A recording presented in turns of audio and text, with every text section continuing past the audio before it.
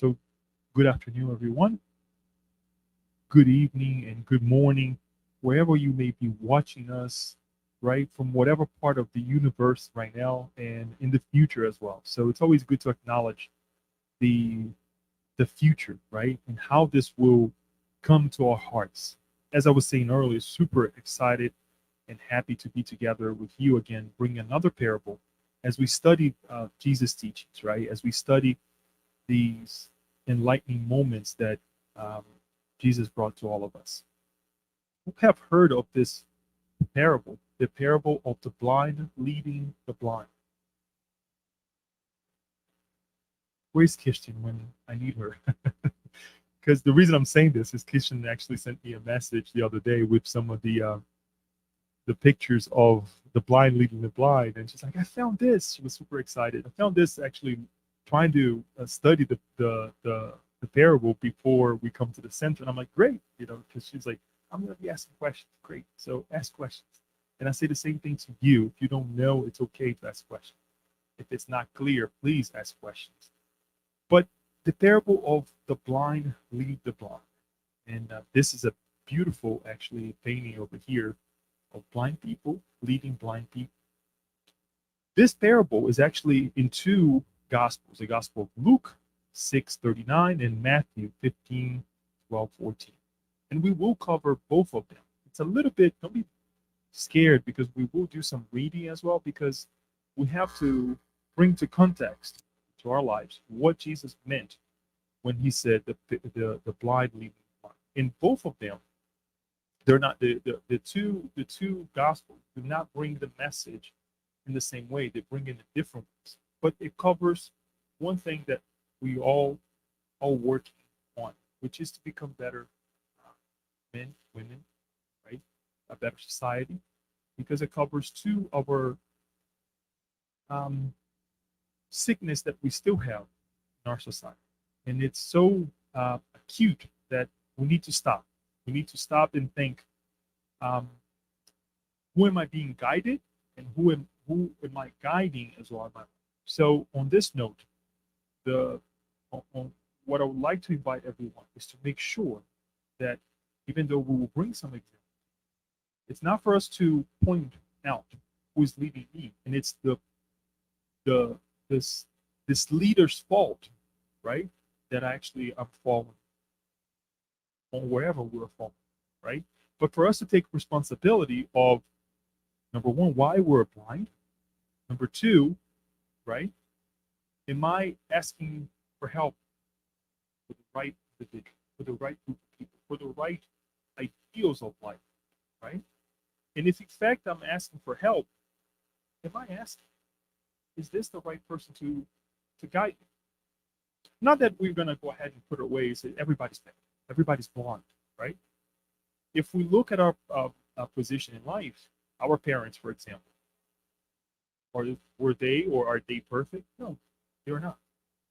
We parents, many of us are parents, right? Are we perfect? No.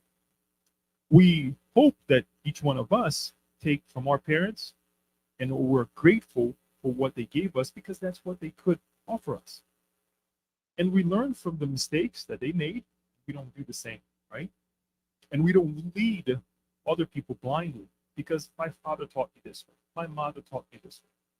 So the parenthesis that I want to make at the beginning of this is for us to make sure that we take responsibility, right? If we're blind, well, guess what? Yeah, there are a lot of things that that have happened in the past that perhaps led me to this blindness. But most important, with spiritism nowadays, especially, we are responsible for it, right? And this may sound, oh my God, responsible. Yeah, we are. But we got to take a step back and say this responsibility needs to allow us to change, right? When we accept that we're blind. Again, hopefully we get this point, because it's very easy to be those individuals, those four individuals in the back, and blame. Uh, I'm sorry, the five individuals in the back, and blame the one who fell first. Much better. So let us examine um, both parables. The parable on both gospels, but I not just 39. I brought the whole thing for us to kind of get an idea who is Jesus talking to, why he's saying the way he's saying, and back to our lives, right? Right? Disclosure usually say let's think about it, right? We analyze each point, the elements and the individuals outside of the parable or inside of the parable. We're not going to go dive into that today, covering two gospels. So I want you to make sure that we have enough time to cover everything. Do not judge, and you will not be judged. Do not condemn, and you will not be condemned. Forgive, and you will be forgiven. Give, and it will be given to you. A good measure, pressed down, shaking together, and running over, will be poured into your lap. For with this measure you use, it will be measured to you. So we can clearly see that we're talking about judgment, right? We're talking about how we apply ourselves towards others. The same will be done towards us. So we stop and say, let's not judge, right? Do not condemn. Forgive, because we also want to be forgiven. He also told them this parable. Can the blind lead the blind? Will they not both fall into a pit? The student is not above the teacher, but everyone who is fully trained will be like the teacher. Why do you look at this speck of sawdust in your brother's eyes, and you pay no attention to the plank in your own eye? How can you say to your brother, "Brother, let me take the speck out of your eye," when you yourself fail to see the plank in your own eye? You hypocrite! First take the plank out of your eye, and then you'll see clearly to remove the speck from your brother's eye. Once more, how can we judge if we ourselves are not judging ourselves? And I say judge here, please don't judge in ourselves, because the worst thing that we can do, especially in the spirit of the center, is to lead others to be judgmental of ourselves. Guess what? What happened yesterday? It was yesterday. Was it wrong? Yes. But tomorrow or today or tomorrow, I'm gonna try to become a better person, right? And that is a learning curve for us yesterday, for us to become a better individual. Other than that, it serves no purpose, right? That feeling of guilt that keeps coming back and back and back and back, and we don't move on, right? We stay stuck. And there is a beautiful example that we're going to bring towards the end as well. Remind me if I forget about this idea of staying stuck, right? So this is Luke, right? So remember, judgment. Let's take a look now on Matthew. Matthew is a little bit longer, so stay with me, and we're going to stop and kind of breathe a little bit. So he says, then some Pharisees and teachers of the law came to Jesus from Jerusalem and asked, "Why do your disciples break the tradition of the elders? They don't wash their hands before they eat." Jesus replied, "And why do you break the command of God for the sake of your tradition? For God said, 'Honor your father and mother,' and anyone who curses their father or mother is to be put to death. But you say that if anyone declares that what might have been used to help their father or mother is devoted to God, they are not to honor their father or mother with it. Thus you nullify the word of God for the sake of your tradition. You hypocrites, Isaiah was right when he prophesied about you." And these are parts of the teachings of Isaiah when he said, "These people honor me with their lips, but their hearts are far from me. They worship me in vain. Their teachings are merely human roots." Continue. Are we okay thus far? Okay. Jesus called the crowd to him and said, "Listen and understand.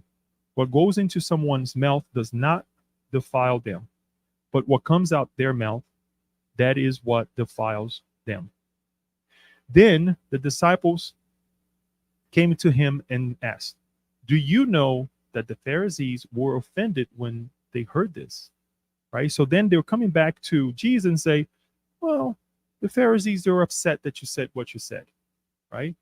Because they try to put him in a position where you're going against the law.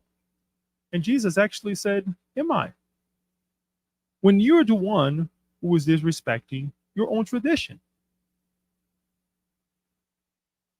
Then, I'm sorry, he replied, every plant that my heavenly Father has not planted will be pulled up by the roots. Leave them. They are blind guides. If the blind lead the blind, both will fall into a pit, as we saw in the picture. One will fall, the second will fall, so on and so forth. Peter said, explain the parable to us, because it's not very clear, right? Are you still so dull? Jesus asked them. Don't you see that whatever enters the mouth goes into the stomach and then out of the body? But the things that come out of the person's mouth come from the heart, and these defile them. For out of the heart, come evil thoughts, murder, adultery, sexual immorality, theft, false testimony, and slander.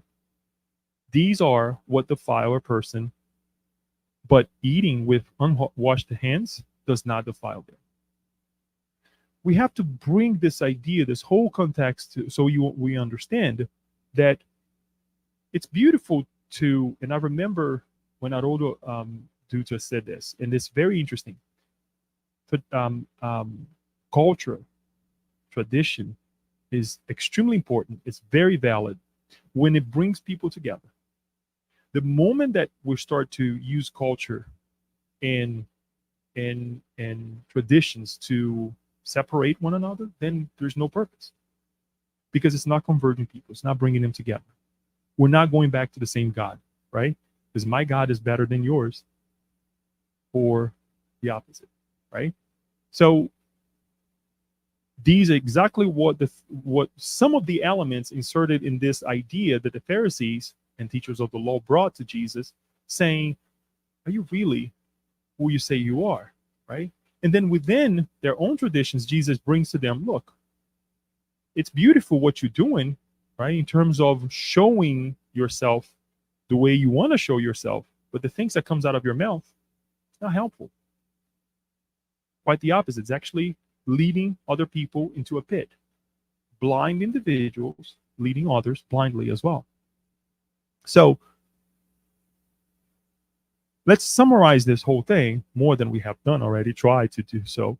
So we see that the first one is there's an element of or a basis of judgment, as we mentioned. And the second one, it's to show what truly corrupts us, right? What is corrupting me right now? It's not that I took that beautiful piece of cake when I just ran from outside and I didn't wash my hand. I am bringing to our lives nowadays, right? But what comes out of it? It's not that I ate quite a little bit more than I was supposed to. Yeah, we need to take care of those things, but what am I doing with my thoughts, my feelings? So what are the traditions that we are following now, right? What are the things that we are following, that we do, that we think that was so self-centered, that we like others to do as well, that sometimes they are commendable, right? Versus the things that I'm saying or that I'm thinking.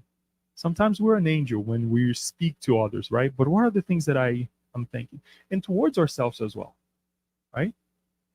Towards ourselves. Because if we're punishing ourselves, if we're judging ourselves the way the message is bringing to us, what will I do to my neighbor? The same thing will be applied, right? So let us think. Let us take a deep breath and think. What am I doing with these teachings? What am I doing in my day-to-day life, right? When I see something, am I accusing, right, someone else? When we see someone on the side of the road, what are my thoughts? What are my reactions? To complain, right? Because we know that thoughts are, it's energy, right, being processed. So let us bring this to heart. It's not just a physical thing. Because in the past, there was this tradition to look well. We're going to study a little bit more about this, but what am I doing today?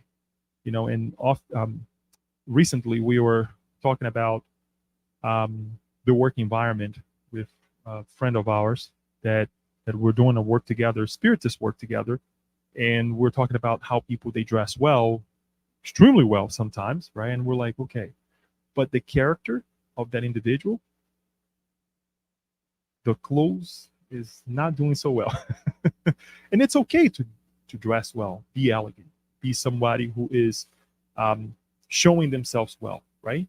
But if the attitude doesn't go along, it defeats the not only defeats the purpose, but it confirms that the individual is in fact lost behind those clothes, right? Or the beautiful car, or the beautiful um, status of the work and whatnot, right? So one of the things that we want to connect this is with the obstacles that we have in our lives for us to proceed, right? In the Spirit's book, question 785, we learned that the two main obstacles to from progress is pride and selfishness. And the Spirits actually say, I'm referring to moral progress since intellectual progress is always occurring. And it's exactly what's happening now, right? Technology is way ahead of us, right? Right now, we're going through this, trying to create laws and legislation to stop the individual from just saying something to the computer and doing the things that we know that we can do nowadays, right? It's not recent. This technology is not recent, but it's now available to the public that we can see that we can do some let's call it this in a nice way, some damage with it, right? Kids are now being exposed to things that perhaps we need to take a step back and say how much power this is. Not that we're trying to stop technology or the progress, intellectual progress, but we need to think: are we ready for certain things? Right? Much like us giving a car to a 90-year-old to drive, he or she may be able to develop the capability to drive that car, but we know that they're not mature enough to deal with that machine, right? So there are a lot of things that we're doing, but pride and selfishness. And when we look at these two passages, we see that. We see that there is the pride of the of the culture, right? The pride and the selfishness of the Pharisees. Those are individuals, the individuals that were going back to Jesus and saying, "What's going on? Are you truly the master?" Right? They did not have the capability to humble themselves and say, "Let me try to learn from this individual." Right? Some of them did. We know, through the studies of Spiritism, that some of them did. Some of them actually, Nicodemus as one, there was a hint that he gives us that even though he was questioning, he went in the middle of the night, right? Not to be seen, to say, let me go talk to this guy, right? Let me see if this guy, in fact, is what everybody's saying. And we keep it that. But let's remember these two things: pride and selfishness. What I would like to do as well, since we talked about the Pharisees, is to rescue something from the gospel according to Spiritism. And yes, we're going to read, because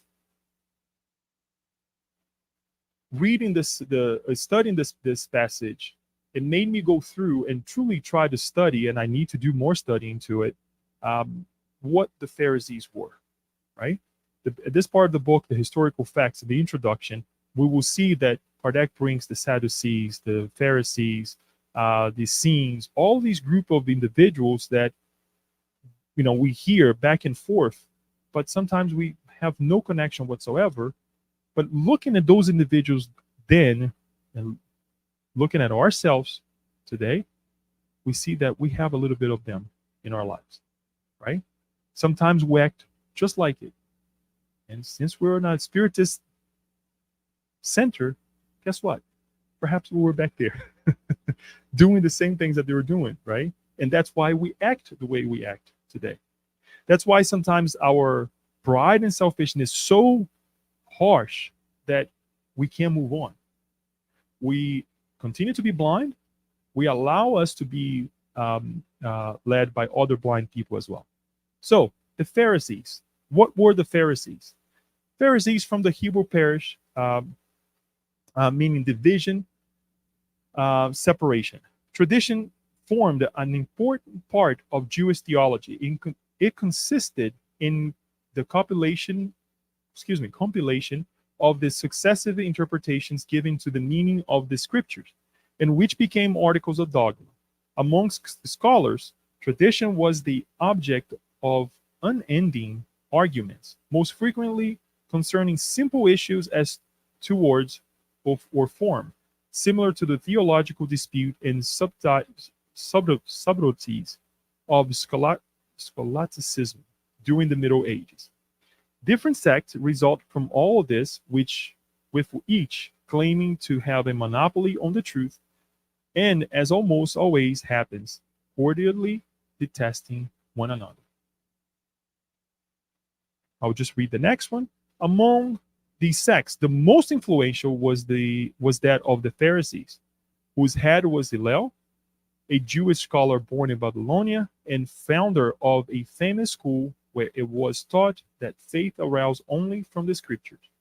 The Pharisees' origin date back to 180 to 200 BC. The Pharisees were persecuted at various times, notably under Hyrcanus, high priest and king of the Jews, Aristobulus I, and Alexander, king of Syria. However, after Alexander restored their honor, and their assets, they reacquire their power which they retained until the downfall of Jerusalem in 770 AD, at which time their name disappeared as a result of the diaspora. So we see here that several groups of individuals were created based on the debate on how to interpret the scripture. My way is the correct way. Your way is wrong. This is for me and for me only, not for you. The pride and selfishness, right? It's the arguments that perhaps we had then and we still have today. To look in someone else's eye and say, this is the correct way. This is my way. If you don't like it, guess what? Separation, right? Sometimes it's a small argument. Sometimes it's a small thing. And then we allow ourselves to lose ourselves and to lose one another, right? And we start to blindly being guided by another blind feeling, another blind thought. Connect not only with the incarnated ones, but the discarnated one as well. It's okay for us to put ourselves and say, I agree with this. But what else is there? What else is there? But when we start nitpicking things, saying, oh, this is it, I can't go with, then something, we need to broaden our perspective about life, right? It gets better. It gets better. 2 more paragraphs. The Pharisees took an active part in religious controversies, servile observers of outward worship practice and ceremonies, ardent zealots for proselytism, and enemies of anybody with new ideas. They feigned great strictness of principles. Just right here, we can see it's happening today. When we come in contact with somebody and say, let me show you something new, we already put everything down. It's like, what are you trying to do? Say that I'm wrong? No, there's something new. There's a different way that you can do this test. I often joke about when I ask someone at work to do something, right? A test that I have been doing for ages, and they do much faster, much more efficiently. And I'm like, you already done? They're like, yeah. Oh, show me how you did this, because it took me much longer. And then I joke with the person, and I thought I knew everything, right? Because they were able to develop or to do the same task much faster. And it's okay. It's okay. That's why we live in community. We need to learn from one another. But there are situations that we may take that as somebody trying to an affront, right? Or somebody really putting us down or testing us. However, behind the appearances of meticulous devotion, they hid dissolute habits, much pride, and above all, an excessive passion for control. Religion for them was more of a means to rise through the ranks than an object of authentic faith. They possessed only the appearances and ostentation of virtue. Nevertheless, they exerted a great influence on the people, in whose eyes they were regarded as holy. That is why they were so powerful in Jerusalem.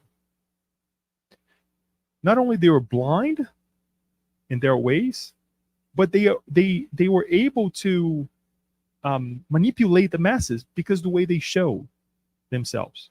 But inside, they were not perfect.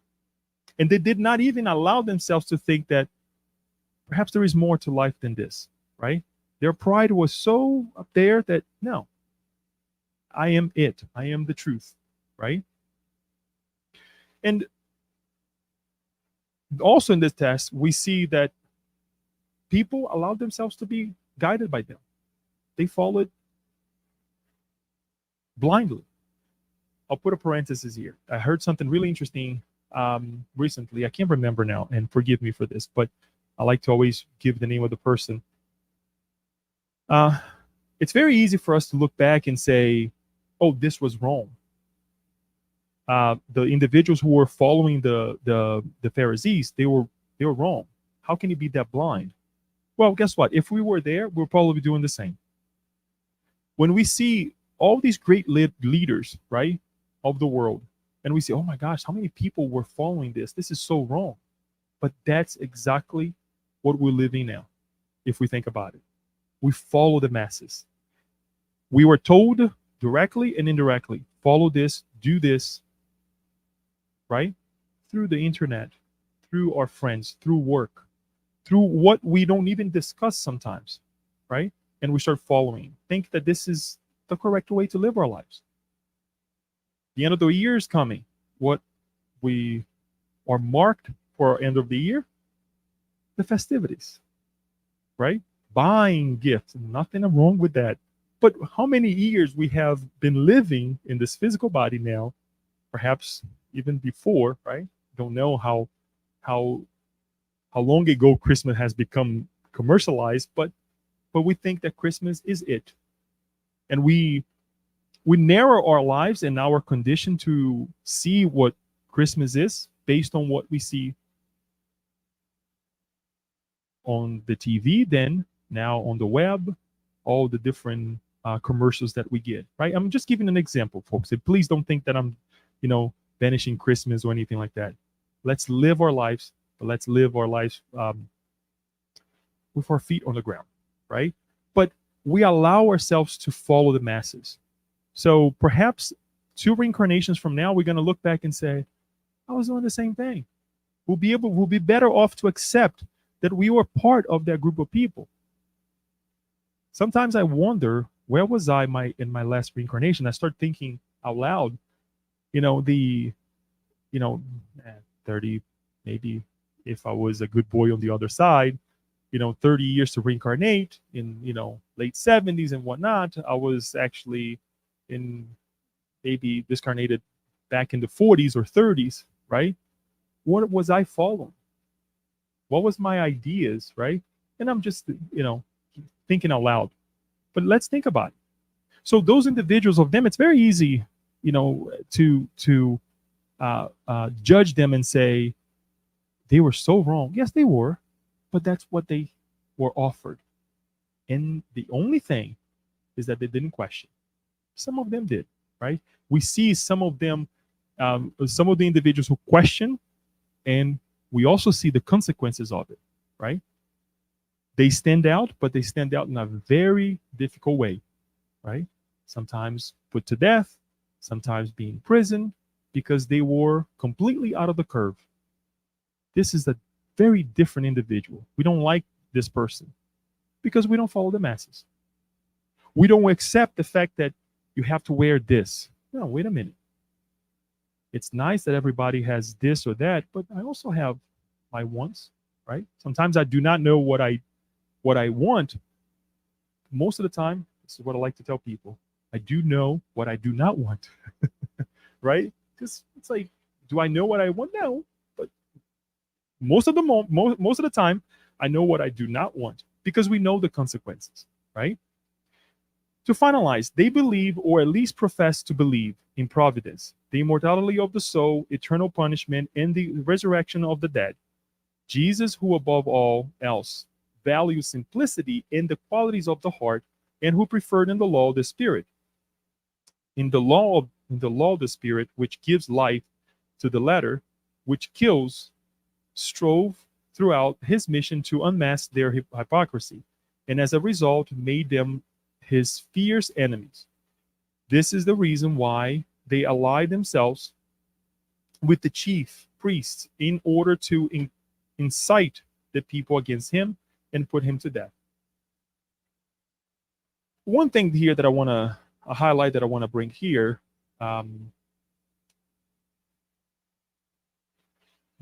Jesus wasn't doing this to make them their enemies. Jesus was being Jesus, a high order spirit, doing what he was supposed to do, to love and guide us. As a consequence, that's what happened. What happened? The Pharisees hated him, right? So much so that there was hate, that they connected with the high priests that had a great influence on the people then, to say this guy is really out of the curve, right? So he cannot stay around here because he's just going to create problems, right? He's different. Sometimes we feel different, right? When we're following something more appealing to our lives, right? So I just want to bring that highlight, because sometimes we get caught up in words that is like, Jesus wasn't trying to create enemies. Jesus was trying to be Jesus. That is very far from us. And sometimes we feel that way as well, right? That it's like, well, guess what? Can't please everybody, right? It's not that we're going to please ourselves, but can't please everybody. And the moment we try to do that, we start going with the masses. We start to blind ourselves as well. And that's one of the great callings of Jesus towards us, talking about the Pharisees. They are blind individuals guiding blind people. Now, rhetorical question. Who here thinks that we have some Pharisee inside of us? You don't have to answer it, but it's a question that we need to ask. Because when we go back and we start thinking about that, look, we follow the masses, we are a product of the environment. Give an example. Our founding fathers. When we look back, and I know this is going to be online, and perhaps people will say, "What are you talking about?" But they had slaves, right? They had slaves, and they were fighting to seize slavery in this country, but they had slavery. They had slaves, right? They had people working for them that was not getting a salary, right? Or not receiving anything. It was not even a barter, right? That you do this for me, guess what? I'll give you corn, whatever it was, right? So we look back and say, were there bad individuals? Well, that was certainly a not good action to have those individuals, but they were a product of the environment, right? They were trying to liberate themselves from it the best way they could, right? But it's still happening. So what about ourselves? Perhaps we're not slavering people, but we are following certain things that perhaps we shouldn't be following, right? And it's up to each one of us we don't have to make it public. We leave that to our obsessors, right? They know, they can see it. When we are saying something, it's very beautiful, but what is inside of us? What is inside of us towards ourselves? This is I would like to pound on this idea. What is inside of us towards ourselves? Because sometimes we're not saying towards if I may ask Daniel, it's a little bit too warm in here. Maybe not. Is everybody okay? Okay. But I know that the sound will but I just want to.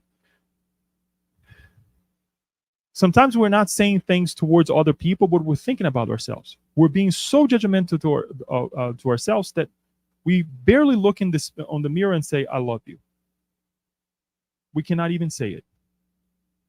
Try to look in the mirror and say, I love you. It's hard. It's very hard. Yes, a lot of people led me into this blindness. Well, guess what? You can start to love yourself. Yeah, a lot of people told us that we're not capable, that we didn't do this, that we're from another country, we have this or that limitation. But what do I have that I can bring to the table to live a better life, right? So just want to ask you guys to think about that as well. And our followers, not to say our prosecutors, right, or our friends from the past that is not so friendly anymore, they're looking at it and they feed on it. They feed from it, right?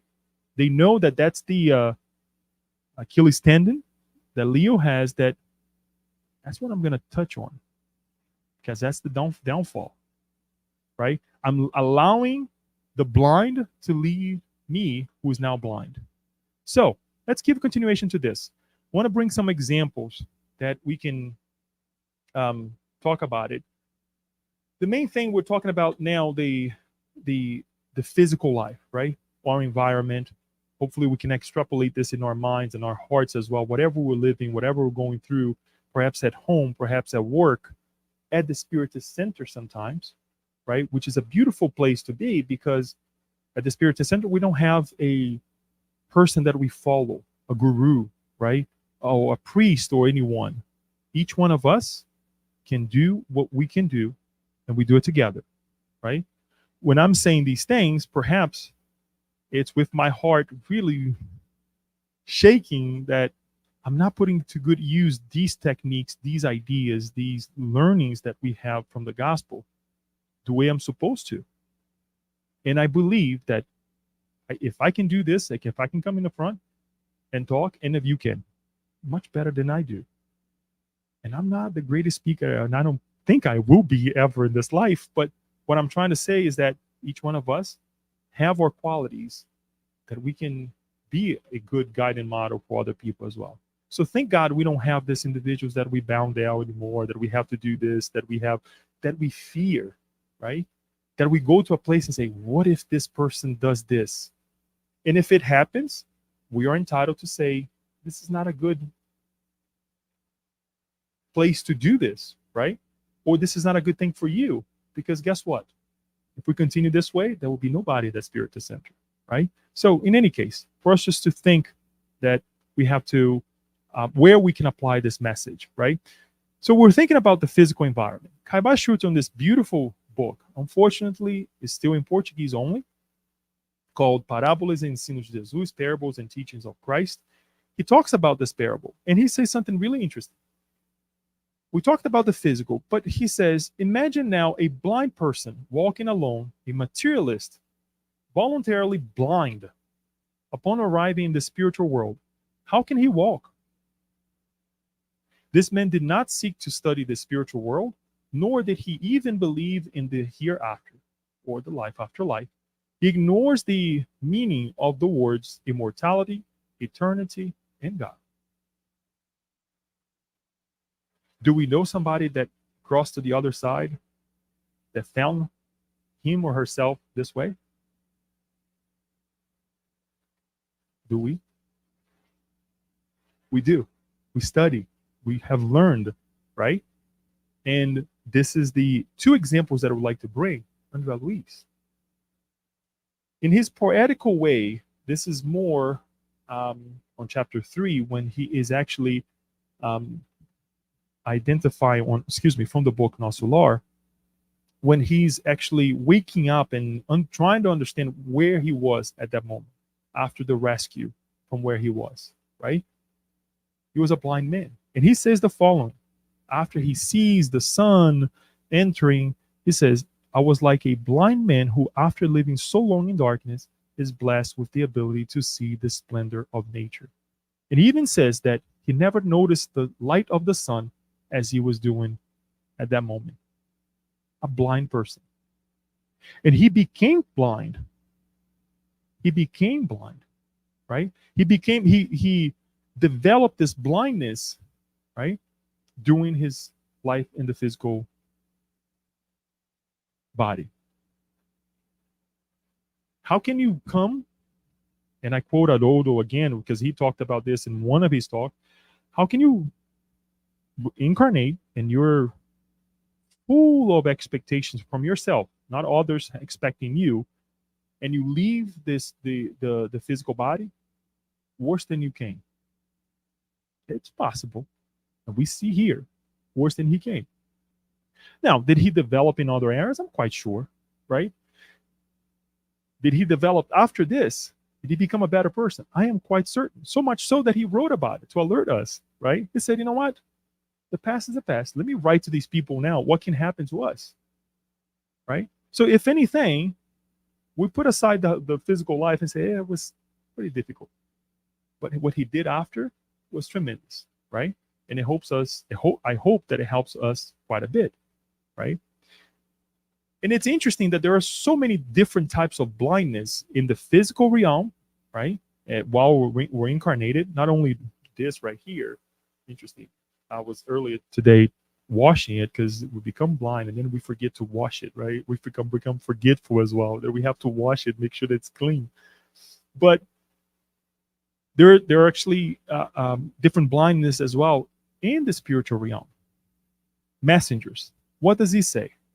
In the chapter 14, as we study about 2 weeks ago, he says the following. He's actually talking to the mentor that is guiding him into new endeavors. And he makes a comment that, look, I went back and I wanted to help some people, but it's so difficult. I don't have the capabilities to do so. I want to help them, but I'm blind. And then the mentor says the following. You weren't able to help your incarnate friends at those times, Andrea, because you hadn't yet acquired the ability to see. Sorry. But that is reasonable. Look at the compassion here. That is reasonable. While in the flesh, we are often inclined to notice only the effects without considering the causes behind them. In that beggar, we see only in visions. In the ailing person, only a physical breakdown. However, it is crucial to identify the causes. Different type of blindness. It is us trying to help someone else blindly. When do we see somebody crying and we ask the person and we let the person speak, what do you need? Right? We often say, oh, the person's crying, maybe the person is hungry, or maybe the person is this. We start to assuming, right? And we want to speak more than the individual himself or herself that is going through the trouble. What the person sometimes needs is just for us to listen, right? Or how many times we ask a person, what do you want for your life? What would be the perfect condition of your life right now? To be in a good, well condition right now. And we're talking about physically, mentally, and spiritually as well. When do we ask that? When do we help the individual to become a visionary of their better way? Very often, we go in the spiral ebb to also get connected with the ideals of that individual. If they complain that oh, you know what, my husband is horrible. Okay, what did he do now? Right? Oh, my wife is doing this. Okay, look, don't worry about it. Oh, let's get to the bottom of it. Can we talk? Do you need to talk? Right? Or how can we help? What can be of help? Right? Or sometimes and say, I'm not the greatest person to help you, but let me tell you someone else who can. Or let me give you a book, right? That will be able to assist you as well. So the reason we bring this here, because there are many, many, many examples, is for us to really analyze that there are many types of blindness. There are several types of blindness that is very hard to get rid of because the imposition of other blind people in our lives, right? Right now, for a man to cry, it's a little bit better than the past. But we come from a society that is men don't cry. Men cannot show emotions, right? We have to be tough. And yes, we did our part. But there are some times that it's like, look, I'm pretty upset, right? It's okay to verbalize it, but how we verbalize is quite different from what we used to do in the past, right? Gladiators, doing things to one another that nowadays, thank God, we have laws that kind of prevents us from going crazy, right? Or making it worse, right? One of the great elements of laws is to prevent people from making it worse, right? I kill one individual, guess what? That who suffer the blow will now kill two. And then I'll go and multiply that. All right, you did that. I'm going to do more damage. It's one of the elements that if we think about it. And that is so great for us when we think about that we have a laws, right? And organizations that tells us, let's stop right there, right? So this is to show that we have progressed, right? But the idea again, the blindness leading the blind. And us, blind individuals, allowing blind people to guide us. Very often. It happens very, very often. Another parenthesis that I want to like to make it here, there are many things that I would like to bring, but if you think about it, that it's not necessarily what the person says sometimes, right? But what we construct of others, right? When we're so blind that we construct things of others that it's not true. I will not lie. I have led people that way. Unfortunately, because it's my demeanor, being tall, when I speak, the way I speak as well, sometimes too direct, right? And I say too because some individuals have come to me and said, I thought that you were arrogant. Why is that? Because when I know it's kind of hard to be, yeah, right? I mean, I was like, at first I was like, But because we conduct ourselves in certain ways that we don't want to allow certain things to happen or to continue to happen, we have to be certain. Okay, this is, like I said earlier, I know what I do not want, and it's not to fall in this pit. Maybe we can fall someplace else, right? But here, together in this location, now we're not going to fall, right? So there were situations that some individuals came to me and said, I thought you were an arrogant person. I'm like, well, why is that? Because you spoke this and this and this way. And I said, and what do you think that was? And the person, some of them, I'm not going to say all of them, some of them thought that afterwards they saw the benefits of it and said, because you were preventing something else from happening. I felt good about it. But then I started looking at and say, maybe I need to tone down a little bit and tone down a little bit more and tone down. And that is super hard. I got to tell you, that is super difficult, right? Because you're going against yourself. You're going against your fibers to say, slow down, right? Let us not be so demanding with the looks, with the way we speak, thinking that everybody reads your life, reads you the way you read yourself. And the opposite is true as well, right? So people create those constructs about ourselves, and we create constructs about, we construct a demon of a person that is not true, right? So let's be careful with that. Let us truly be careful with that, because it leads us in certain situations that is, it stops us from living harmoniously with ourselves and with others as well. And if anybody comes to you and said, you did not handle that well, right? Or sometimes they slap on our face too, because we try to bite them, they try to bite us back, right? It's okay. Try and understand. One of the things that gospel according to spiritism tells us is that take those that try us as the best way to learn. Give thanks when certain people comes and put us down, right? Put in our place. See, check, in fact, if there is a truth to it. And if there is, guess what? It's the best moment for us to go ahead and say, I'm sorry, right? I made a mistake. I should know better, but I don't. And I need your help now to make it better, forgiving me, right? And become a better individual.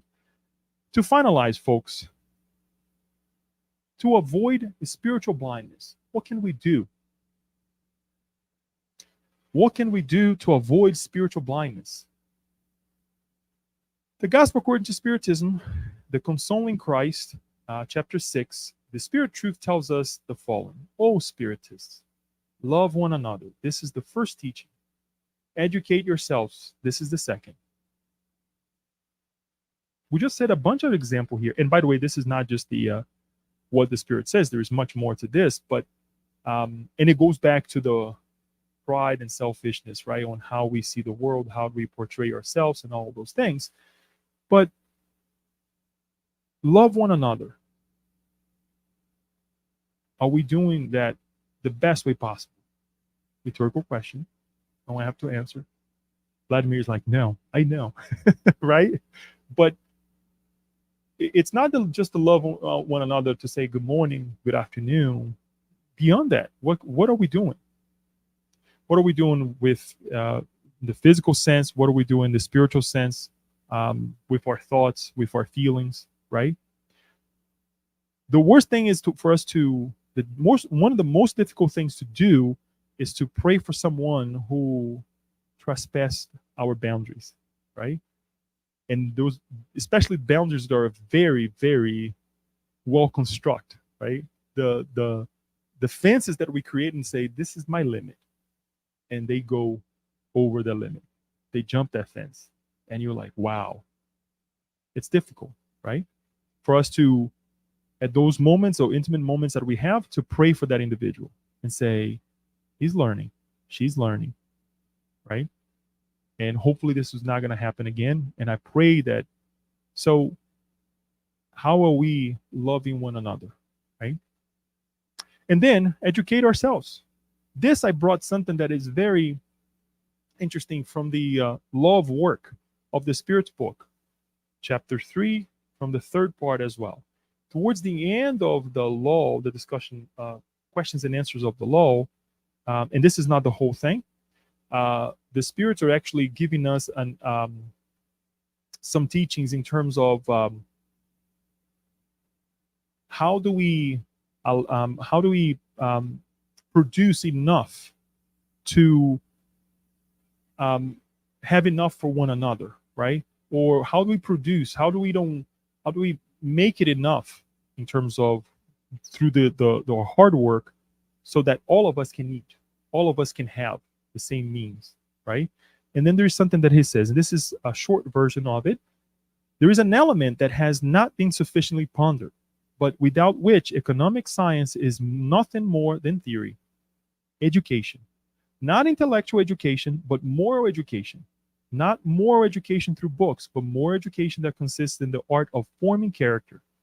Moral education that creates habits, because education is the sum of acquired habits. When one considers the mass of individuals who are daily thrown into the torrent of the population without principles, without restraint, and handed over to their own instincts, can we wonder at the disastrous consequences? When the art of education is recognized, understood, and practiced, all individuals over the world will follow the habits of order and forethought for themselves and their dependents. They will respect whatever respectable, and will have habits that will enable them to less painfully endure unavoidable adverse days. Disorder and lack of forethought are two sores that only a sound education can heal. That is the starting point, the real element of well-being, the guarantee of security for all. One of the things that stands out with this is the idea of forethought, right? If I act this way, where will this take me? Consequently, if I act this way, where will this take us? Right? For us to look at and say, oh no, this is a limit. Wait a minute. If I eat that second piece of cheesecake, the sugar will skyrocket, right? It's good with coffee, but wait a minute, this is the limit. And tomorrow, if we do that, we'll have another piece of cake. Hopefully, that's not going to be every single day of the week, but we got to think about tomorrow. And we got to be thinking about others as well, right? Perhaps I'm not going to eat this cake by myself, but with others. Right? And I'm giving this mundane, very mundane um, example, but there are many things of life that we see that others are lacking, right? If I am a prideful individual, right, that think that I am the most enlightened being in the world or in the universe, rather, guess what? I'm not thinking about the future. Selfishness, the same thing. I want it for me, and that's it. The rest, the needs of others, doesn't really matter, right? So let us think about education, as we say here, as it's being said here, in terms of moral education. The books are amazing, that brings us technology, the articles that we can read, and the things that we learn, right? But how can I use this to better my life and the life of others, right? You can have just a small conversation like we're having earlier today, right? About the things that we learn in school. All right, so how am I going to go ahead and put this into practice right now? To be that superhero and say, I want to save the world, right? When I say the world, it can be that little community or your home, right? When we do the God at home, that is, guess what? We are saving the world. Because during that moment, we could be thinking things that is not productive, but you're saving the world in that moment. You're connecting with higher minds, and then so on, and so on, and so forth. Because the next day when you go to work, you're going to remember that lesson, and instead of shouting and showing yourself the way perhaps you shouldn't show, like it happened to me, right? I'll think twice. I will turn around, go do something else, and then come back. Dear friend, let us try to do this differently. Instead of say, do this way, right? Instead of being a little bit too direct, right? To say that way. So the idea of moral education. I'll finalize with this beautiful example right here. Saul. Who thinks Saul was a Pharisee? Was he a Pharisee? All right, in a way. Jeanette says no. Who thinks Saul was a Pharisee? Well, let's hear from what he said. In Philippians 3:4-6, he says the following. If someone else thinks they have reasons to put confidence in the flesh, look what he's talking about, in the flesh. I have more. Circumcised on the 8th day, of the people of Israel, of the tribe of Benjamin, a Hebrew of Hebrews, in regard to the law, a Pharisee. As for zeal, persecuting the church. As for righteousness based on the law, faultless. He said himself. And he was saying this because he was talking to people about their condition in terms of thinking about what they are, what they have, the power that they have, the construct that they create about themselves because of what they had in their lifetime.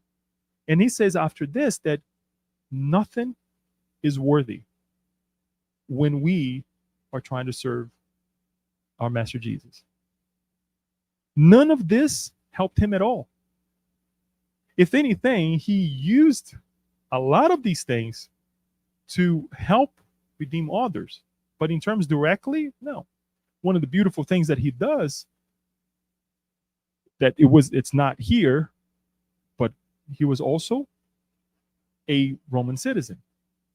So he uses that idea when we read Paul of Stephen of being a citizen, right? That he's like, you know what? I have the right of a fair trial because I'm a Roman citizen. And that's what he does. And he buys more time to stay on earth, to help more people. I'm talking about on earth, incarnated, right? Just kind of giving a little bit scoop of the teaching here to say, you know what? Let's go through this whole thing. If I'm here, I'll stay. For some of us, we would say, yeah, take me out of misery, right? But he said, no, no, no, no. You're not going to get rid of myself, of me that way. I'm a Roman citizen, so I'm entitled to this fair trial. But this only happens after he becomes Paul, right? No longer Saul. So there was a switch, there was a flip in order for him to find out that, look, this is what I was, and this was not what is converging, right? The practices, the culture, right? Everything that came along with those times, those groups of people. There is actually translations that it says a Pharisee of the Pharisees, right? So he said himself, because he was using the teachings, the law, to oppress other people, to persecute others, to kill people. But he changed. And there is something that I'll leave you with, another aha moment, even though we have studied this book, we have read this book, we're reading again for later on, we'll make it public with one of the works that we're trying to put together. We're reading again with different eyes, different lenses, right? Because every time we read, we leave some blindness behind, and then we come with other blindness that perhaps will be satisfied. But this is really interesting. Without Stephen, this is Emmanuel brings to us. Without Stephen, we would have no Paul of Tarsus. The great martyr of nascent Christianity exerted much more influence on the Pauline experience than we could imagine solely through the known texts of earthly studies. The lives of both men were entwined in mysterious beauty. The contribution of Stephen and other personages of this true story confirm the necessity and universality of the law of working together. And to demonstrate the breadth of this concept, we should remember that Jesus, whose compassion and power touched everything, sought the company of 12 helpers in order to undertake the world's renewal. It made me think that what we are today is a consequence of all of these beautiful things that happen to us, including the blind people who led us blindly as well. That if we're here sitting today, we owe to them. And there would be no Aloysia, no Antonia, no Leo, because of these individuals with us. We had a Stephen in our lives, right? Our mentors, the mentors of the SSB. And I was thinking, there is no act of charity that is not preceded by an act of humility. When we speak of charity here, true charity, okay? It's not the one that say, okay, let me give you this guy some money so I can show off, right? The right hand seeing what the left hand is doing, vice versa, whatever hand you use. We don't have to go into the details like the Pharisees now. But there is no act of charity that is not preceded by an act of humility. If we think about it, Stephen didn't have to prove himself, but he humbled himself the way he brought what he was, the good news to the world, and inspired indirectly or perhaps directly Saul of Tarsus, right? If you think about it, the same is true for an act of humbleness, right?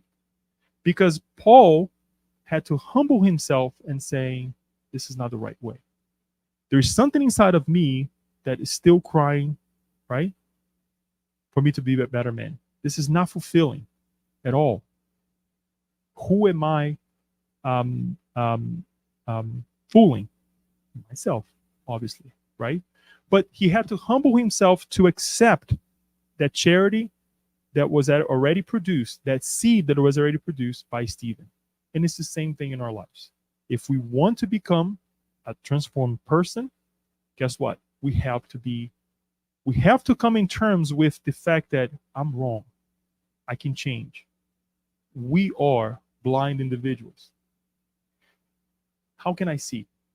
And that's exactly what Andre Luis is doing when the mentor is talking to him in the messengers. This is what you're going to do. There's this preparation. There's this chamber that you're going to go to, and they're going to help you this way. But you also can further development this capability to see further or to see the causes of the effect through prayer. Through prayer.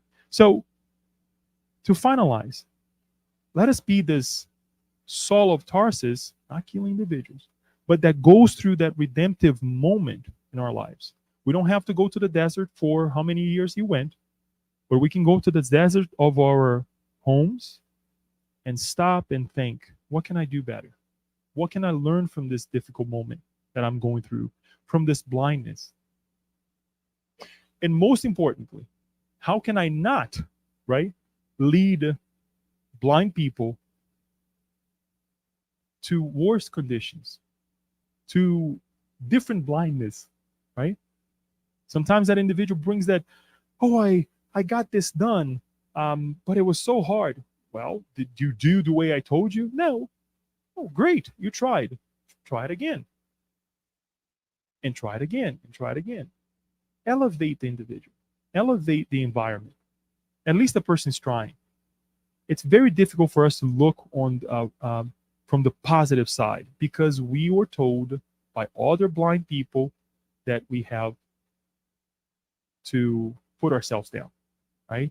So we hope that when we look at the idea of the blind leading the blind, we're not judging others. We're not looking at others in a negative way or ourselves. We are not, consequently, thinking about the idea of corrupting ourselves, right? Because we don't want to be part of this whole game. And we're taking charge. We're taking responsibility, right? So we hope this helped. We hope that now that you know a little bit about the blind leading the blindness, we can think for ourselves. We can say, there are other ways for us to lead our lives, right? And if there are some individuals trying to lead us blindly, it's okay to also, in a nice way, to say, not for me. And if they open themselves, say, well, let's try a different way, right? We have this power. Not to think that we are the greatest, that we don't have anything to learn, but there are certain things that happens in our lives that can lead us to believe that I thought that this was correct, but it's not, right? So thank you for this moment. Thank you for listening. I would like to open for comments, questions that you may have. If not, it's okay as well. But we will open up for us on the web. Daniel, should I open here or?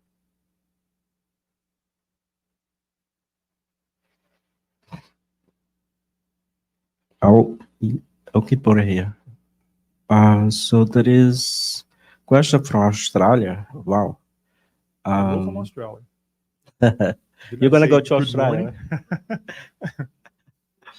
The down under.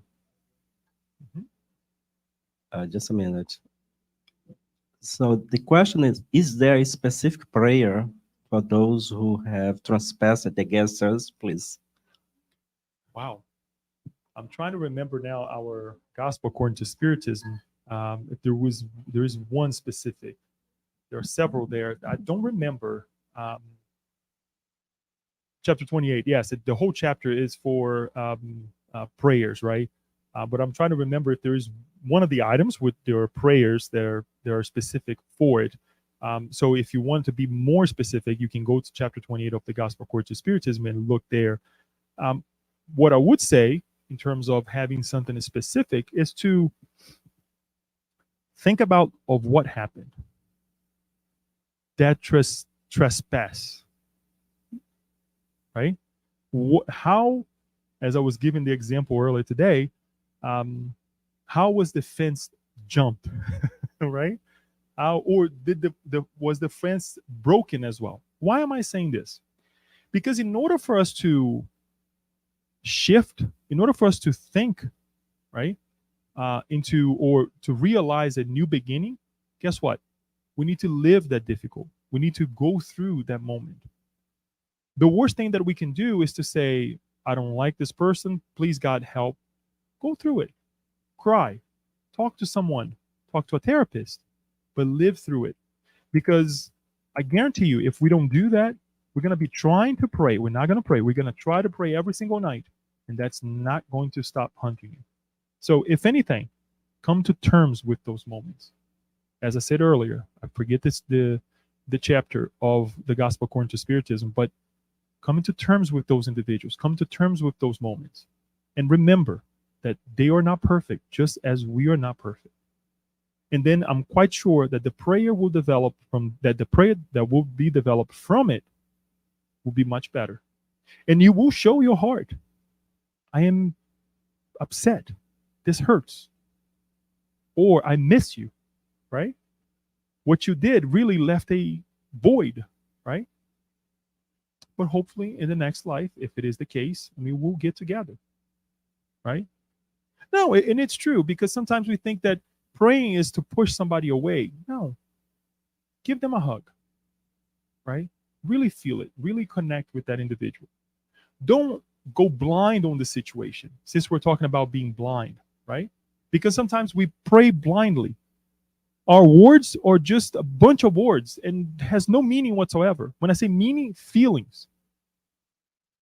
And I'll be I'll open up here and I'll show a level of how do we say again?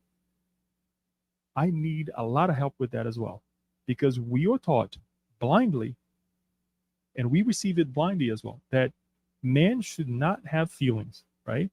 And we were corrupted with the idea that, you know, you cannot show your emotions, right? And we create this thing. So we forget to deal with it, and that keeps haunting us, haunting us, haunting us more and more, right? Because we never really gave the 10 minutes that we need to give to it, or sometimes several days to say, I want to part from this. So hopefully it helps. Chapter 28 of the Gospel according to Spiritism, and live through it. Anyone here before we go to the next one, Daniel? Janet, please.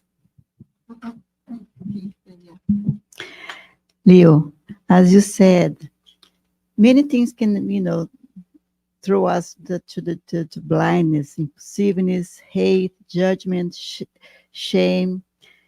And how can you change our lives? How can you change your life to be blind? I know it's through education.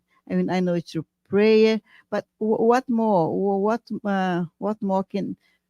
How can it? How can you live your life without being blind all the time? Because if someone upset you, you get blind. If someone do something to you, you judge, you get blind, and you jump in conclusion. How do you should live your life, the daily life, safe, be without being this blindness? Good question. Be alone. Question yourself. We talked about one in the Maryland symposium, right? When we think about thought, sometimes I'm doing things at home or at work, and then that thought comes. And it's like, okay, why? Did I see something that remind me of that event or that individual? Or did I read something? Or is this coming back to me like for no apparent reason, right? And we start thinking about it. Question, literally question, why did I think of this? And trace it back. Just like when we lose a key and we trace back, right, with, okay, where, and we ask the dog, please help me. But the dog is looking at us like, what are you talking about, right? Trace it back. Do that. And I guarantee you that we will not allow ourselves, number one, to live a blind life. That everything comes to us and we just, it's okay. It's okay. That's living blindly. And if it is something negative, I go back to what I was saying. Okay, why is this negative thought, feeling, connection, if I have with others, coming back to me now? Is it the right moment? If it isn't, give the right moment to it, right? Give the right moment to it. And it's important for us to really debrief. If you can resolve it, ask for help, right? That I would say is one of the number one things that we can do, and to be watchful, watch and pray. To be watchful in the sense that, okay, if I have this limitation that I cannot deal with this temptation, why is that so? Do I find the reason in this lifetime? Are the bases in this lifetime, right? Or is it, if it isn't here, most of them are, by the way, and this is from the gospel according to Spiritism. Most of the issues that we are suffering right now, our difficulties, is created in this lifetime, right? Because if we were to suffer all from the past that we have created, we wouldn't be able to bear ourselves, right? So thank God for the forgiveness of the past and God's grace as well. But truly, ask yourself, what triggers me? When I get upset with that person, what triggered this feeling? Is it a fear? Is it something that happened in the past that perhaps now we're reliving that moment that we never took care of it, right? That is why, really finding a therapist, finding something in our lives that brings us joy, to reassess ourselves is important. That is why vacation is important.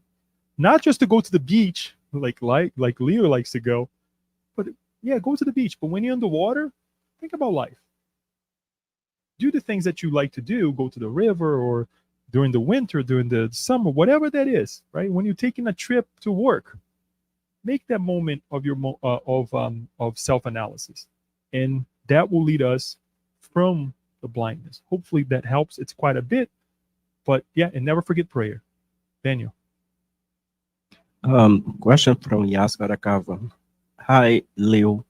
More rigid. Okay, let me see here. There is two questions. Okay, so it's the same question. Thanks. I will no, more rigidly and applying the rituals in religions or in various congregations. It seems more we find blind leading blind.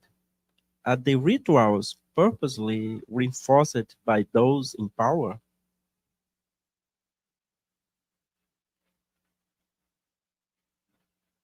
Yes, I would say yes,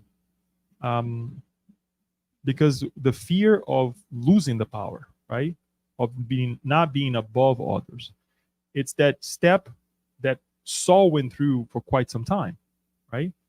He did not want to lose the the the the culture aspect, the what they have been doing for quite some time. And this is the parenthesis that I want to make it here.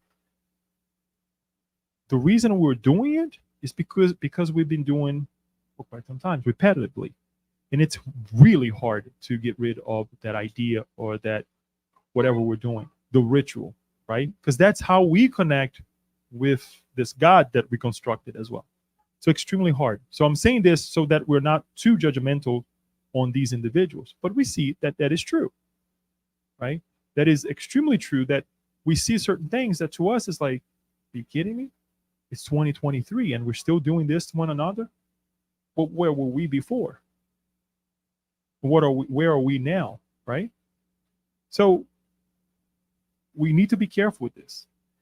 And this sometimes can be as subtle as the toxic friend from work, that it's so hard to even go to work because we are afraid of that toxic individual, because they're not taking their ritual is to make our lives miserable, is to steal our energies by the comments that individual makes, that the way that they live their lives.